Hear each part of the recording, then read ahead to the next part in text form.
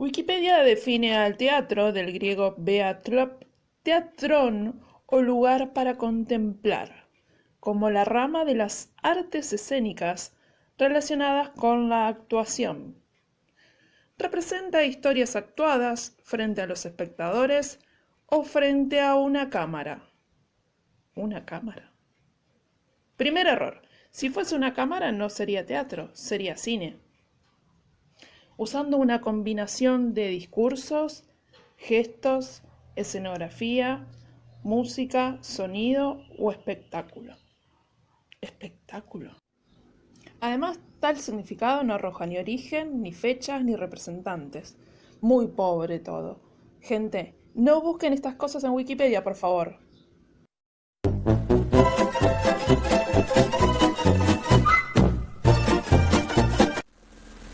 Stop.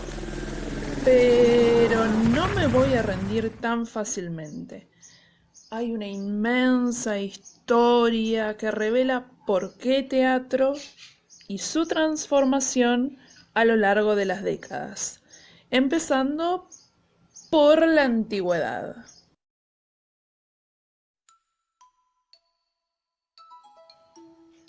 Grecia.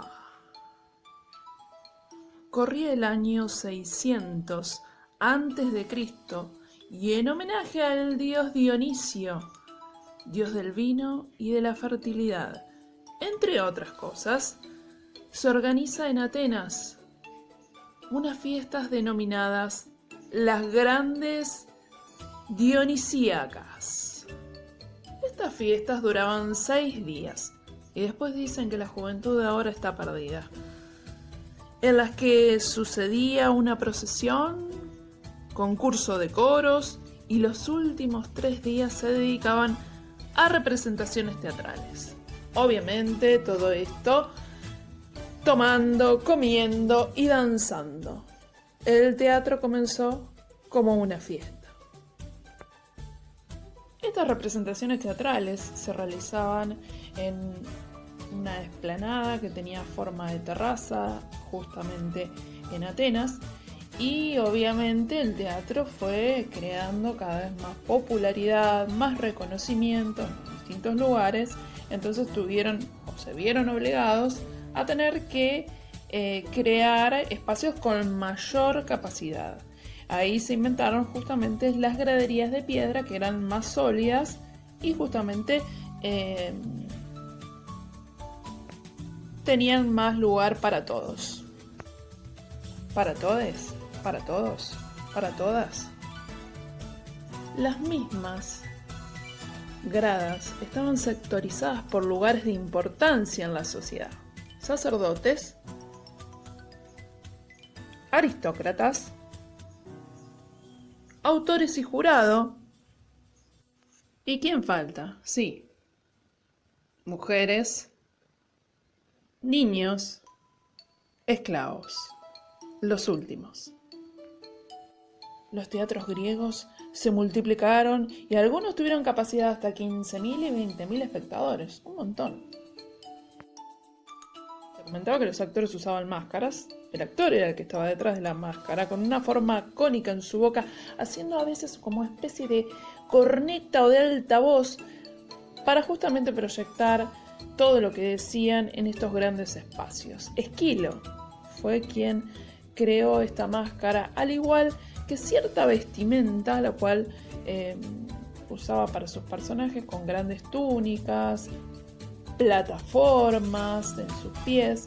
En realidad era para aumentar, digamos, la proyección también visual a los espectadores de sus personajes. Los decorados en las obras griegas eran siempre los mismos, no cambiaban. Una unidad teatral. Esos actores y dramaturgos que lograban su fama, justamente, como puede ser Esquilo, Sófocles, en la tragedia, y en la comedia destacan Aristófanes y Menandro.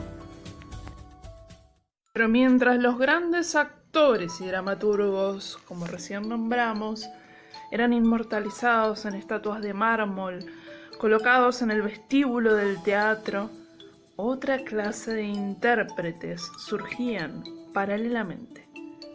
Yo a esto lo llamo los movimientos contraculturales. Son movimientos que por ahí surgen, la mayoría de las veces en determinados momentos de la historia, para representar, para figurar, para contestar, para divulgar otra mirada, otras cosas del arte, los mimos, que también eran músicos, que también eran acróbatas, danzarines, trovadores, flautistas. Ay, déjame agregar algo, también entre los mimos había algunas mujeres. Digamos, un poco más abierto todo, ¿no? Estos mimos estaban en las plazas, en lugares abiertos, en la vía pública. Por lo general interpretaban a rufianes, a héroes, a los chulos y demás. Todas estas representaciones tenían que ver con lo no establecido, con la burla, también con la denuncia. Roma.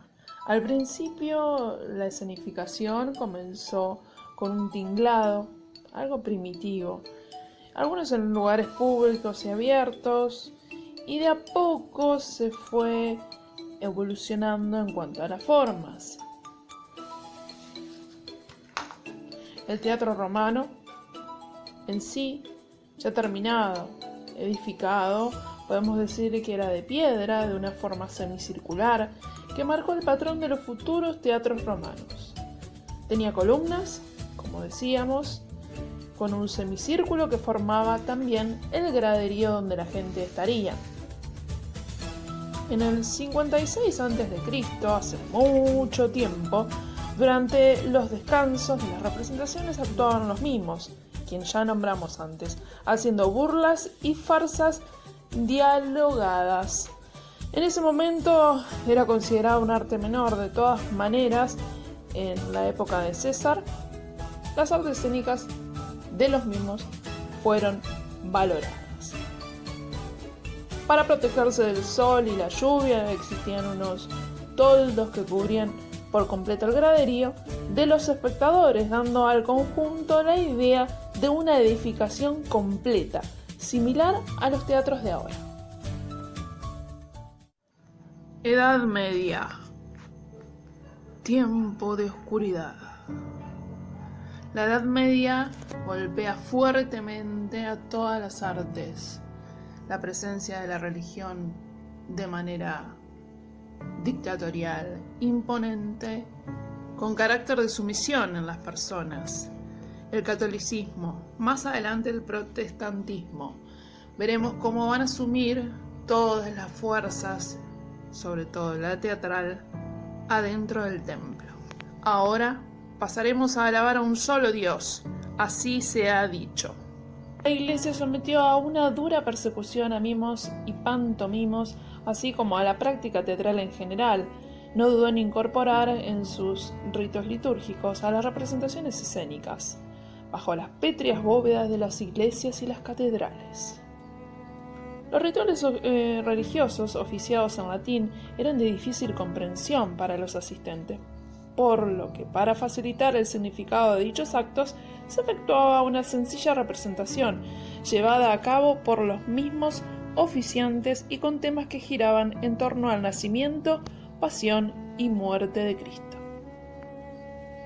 Con el paso del tiempo, la falta de espacio y sobre todo el celo religioso, que veía como algunas escenas tomaban un carácter profano, llevaron a trasladar esas representaciones a las puertas de las iglesias, dando lugar a un tipo de escenario que sería el más difundido en la Edad Media, el denominado escenario múltiple horizontal.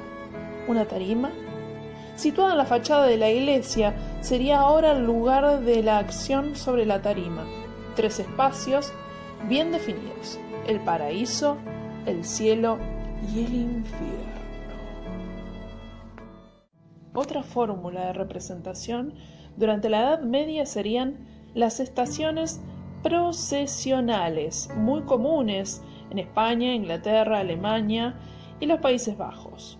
Era un carro sobre el cual aparecen actores inmóviles que son llevados en procesión por las calles de las ciudades y en determinados puntos del recorrido, que se para y los actores dan vida a sus personajes. ¿Me recuerda algo? Ah, no, cierto. Perdón. El espacio de representación es ahora la plaza del pueblo o de la ciudad. Repartidas por ella se colocaban unas tarimas, que serían el lugar de acción de las distintas escenas. Estas tarimas debían cumplir una regla imprescindible, que era la de no impedir la visión de la acción desde cualquier lugar de la plaza. El público contemplaba este espacio tridimensional situado en semicírculo en un lateral de la plaza, sentados en el suelo, de pie o asomados en las ventanas de las casas circundantes. Todos los actores eran hombres.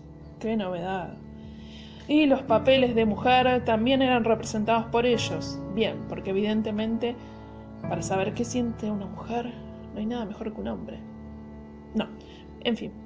Salvo casos muy raros, sobre todo al final de esta época, en ocasiones fueron contratados profesionalmente histriones y juglares vagabundos. El teatro cómico, aunque perseguido, vivió gracias a historias más o menos de vagabundos que actuaron en plazas y mercados, e incluso hubo ocasiones en que fueron contratados para actuar en ceremonias de palacio, bufones, músicos, danzarines, acróbatas, malabaristas y juglares. Ya al final de esta época queda constancia de un nuevo espacio escénico, cubierto y cerrado, que estaba restringido a cierto tipo de público. Se situaba en una posada o en una taberna. Consiste en un podio de madera alzada sobre tóneles con una pared de fondo, donde había una puerta para la entrada y salida de la escena de los actores. El mobiliario era muy simple. En estos locales se ejecutaban danzas para todo tipo de público: caballeros, judíos, alcahuetes, campesinos, damas de la nobleza, al fin mujeres, y donde los tabúes se rebasaban. Las historias se entregaron a todo tipo de groserías en el aspecto político, moral, sexual y fecal. La Iglesia ya había perdido gran parte de su poder. Y así, en esa caída paulatina de la influencia de la Iglesia sobre las artes, aunque no definitiva, debemos decirlo, el Renacimiento fue un reencuentro del hombre consigo mismo. Dejar de mirar a Dios para empezar a verse como el propio creador. Los humanistas cuestionan la escena en Italia. Se cierne todo hacia un paganismo clásico, la secularización, la vida urbana, la aparición de la burguesía. En Italia es donde germina el Renacimiento. Aparecen las compañías teatrales, la manifestación de la comedia del arte y sus arquetipos. Parece vislumbrarse otra era. En Italia, el teatro de los humanistas. El teatro de los humanistas se desarrolló principalmente en ambientes universitarios, en gimnasios y patios de esas universidades, donde se levantaron tablados escénicos que tenían como telón de fondo una simple tela pintada como decoración única, al igual que se hacía en el teatro clásico. En este momento, las fuerzas de las representaciones residían en la palabra, y es a ella a la que se le dedicaron todos los esfuerzos artísticos. El telón pintado de fondo evolucionó intentando emular de una manera muy simple la escena romana, para lo cual se colocó un tabique de madera con una serie de puertas con cortinas a modo de caseta de vestuarios de los actores. Uno de los descubrimientos más notorios del teatro renacentista desde el punto de vista escenográfico fue la aplicación de los decorados en perspectiva, que permitían crear sobre el escenario una ilusión de estar en medio de grandes plazas y salones. En un viaje raudo nos dirigimos hacia el lugar donde reside la reina Isabel, Inglaterra. El Renacimiento llega a Inglaterra con cierto retraso con respecto a los países del continente. No obstante, el tema del hombre que toma conciencia de sí mismo alcanzó dentro del teatro inglés, es decir, el drama isabelino, tierra de Shakespeare, su forma artística más perfecta, aunque desecha los preceptos renacentistas de los humanistas italianos, de sometimiento a reglas clásicas. En el siglo XVI, grupos de actores se reúnen formando compañías más o menos establecidas que trabajaron bajo el protectorado de algunos nobles que les defendieron frente a la espiritualidad puritana de la época. Estos grupos fueron también contratados en los teatros estables que a finales de este siglo surgieron en las afueras de Londres. Alrededor del 1560-1580 hubo una proliferación de textos dramáticos que eran representados en la corte, en los colegios y en las corporaciones jurídicas. Se desarrolla un mercado y crece la profesión. Las compañías teatrales podían tener una estructura de cooperativa o empresarial. Los actores podían participar de las ganancias o ser asalariados, y la situación de contrato o mejora salarial variaba a partir de las reglas de mercado. El actor isabelino traslada a lo escénico estas reglas. De esta forma, la actuación era frontal y el actor debía ubicarse en el escenario formando la cruz escénica, que se consideraba la forma correcta de presentarse ante el público para producir una comunicación eficaz. El actor debía caminar en el escenario sin olvidar de apoyarse en las caderas ni en los costados del cuerpo. Las manos debían moverse siempre por encima de la cintura y no superar la línea de los hombros. Estas reglas devenían de la tradición retórica. El efecto de la emoción llega al alma, pero es importante la claridad de su representación para lograr el fin del teatro. Para esto el actor utiliza la declamación, que incide sobre el oído, y la acción gestual, que hace efecto sobre la visión. El actor isabelino tiene un conjunto de signos que lo ayudan en la comunicación de su personaje: peinados, maquillaje y vestuario, y esto permitía una identificación rápida por parte del espectador. El vestuario expresaba además la novedad y la producción del espectáculo. Para el barroco, el actor teatral es la imagen de la existencia humana, incierto en esta relación entre existencia y apariencia, entre lo que es y lo que parece ser. El concepto del actor en el siglo de oro. En España, el término actor literalmente es persona que hace. Aún no aparece registrado en el tesoro de las lenguas castellanas, pero los actores heredaban por transmisión oral los conocimientos técnicos surgidos de la experiencia corporal sobre el escenario y configuraban de manera intuitiva signos de representación, como ya antes lo mencionamos. Algunos referentes son Tirso de Molina, Lope de Vega. En la evolución de la técnica actoral indica una acción natural y mimética dentro del campo gestual, entendible por el público. Este léxico nos aclara sobre la técnica gestual y los movimientos en el escenario de los actores, que no requerían solamente en la memorización del texto recitado, sino de un entrenamiento técnico de la memoria emocional expresada con gestos, palabras equilibradas en su accionar. Podemos decir, el principio de la actuación natural.